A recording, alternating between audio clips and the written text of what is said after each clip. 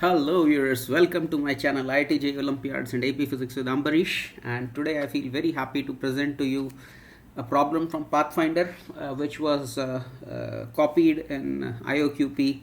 That was second part, question number 1. That was pretty much similar to the question from Pathfinder, so I'm going to present to you that problem. Almost similar, some more parts were there, I'll discuss. So without much ado, let me straight away get into the problem. This is Pathfinder Work Power Energy chapter 3, that is, and check your understanding, problem number 10. So here I read the problem for you. Okay, a block of mass 1 kg is placed on a horizontal floor, is attached to a fixed nail with help of a spring of stiffness 5 Newton per centimeter. Coefficient of friction between the block and the floor is 0.25. The block is pulled away from the nail, stretching the spring by an amount 8.5 centimeter and released. Find the final deformation of the spring when the block stops. How many times did the spring become relaxed during the process? Acceleration to gravity is 10 meter per second square. And I've added one more part. Also find cumulative distance traveled by the block in the process.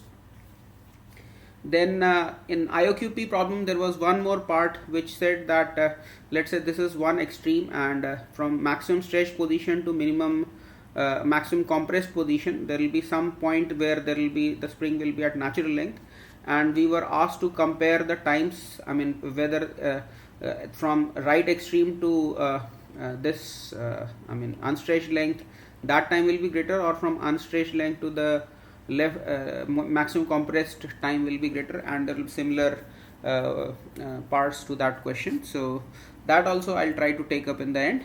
Okay, so right now if you want to give it a try, you can give it a shot, and I'll get into my solution right away. Okay, let's see. Okay, so what we'll do, we'll try to find a recursive relation between successive stopping distances from the natural length configuration. So this is the natural length configuration. Let us say initial release distance is x0, and left side the maximum compressed position, let's say that distance is x1. Please note that x1 and x0 are coordinates, not coordinates, they are distances. Okay, so I'll be taking them as mod values. Okay, so successive stopping distances from the natural length configuration. So what I'm going to do, I'm trying to find a relation between x0 and x1.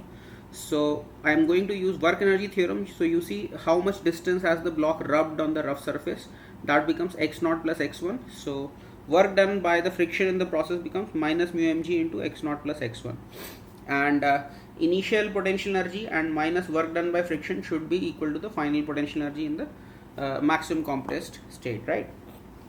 Okay, so this is the equation based on work energy theorem, and if I find the solution to this, it gives me x1 is equal to x0 minus 2 mu mg by k. Okay, so similarly if you continue the pattern, you can find out x2 in terms of x1. So x2 will be the right extreme position after reaching the left extreme. So that will be the extreme distance will be again x1 minus 2 mu mg by k. You see there's a recursive relation.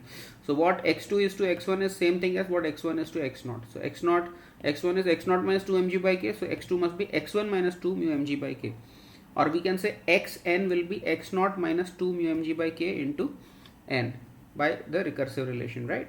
Every time the distance will be reducing in an arithmetic progression. Okay, so till when will this pattern continue? This pattern will continue until the limiting friction at the stopping point is more than the spring force, that is kx should be less than or equal to mu mg.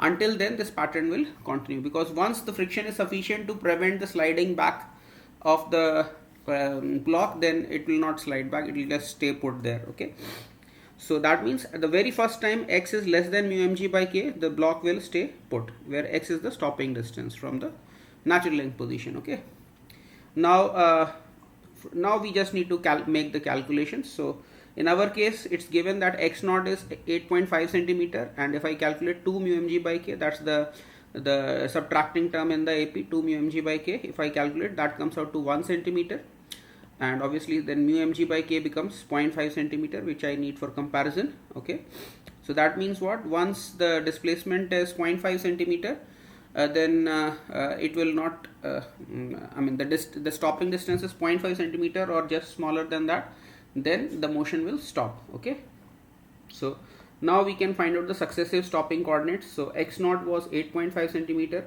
So x1 will be the distance will be 7.5, but then the coordinate is towards the left, therefore I put a minus sign. Similarly on the right hand side, then again it will go 6.5 centimeter. Why? Because every time the common difference is 1 centimeter. Okay, so this way we can keep on making this table until x becomes 0.5 centimeter, or depending on the numbers, if it were even less than 0.5 centimeter, I would have just stopped once it becomes less than 0.5 centimeter. Why? Because mu mg by k is 0.5 centimeter. So let's say if I got here 0.4 or 0.3, then I will not continue this pattern any further. Okay.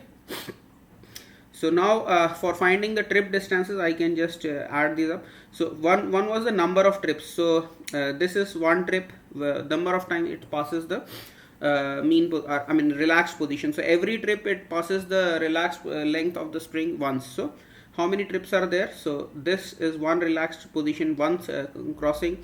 This is another crossing. I've just numbered. So 1, 2, 3, 4, 5, 6, 7, 8.